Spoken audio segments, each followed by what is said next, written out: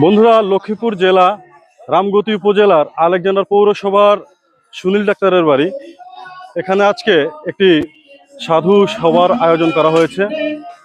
আসলে সনাতনী হিন্দু ধর্মের মানুষেরা মনে করে অতিথি তাদের কাছে নারায়ণ। তাই নিমন্ত্রিত যে অতিথিবৃন্দ আসতেছেন তারা সকলেই আমাদের কাছে নারায়ণ। তাদের সেবার জন্য আজকের আমাদের এই অনুষ্ঠানটির আয়োজন করা হয়েছে।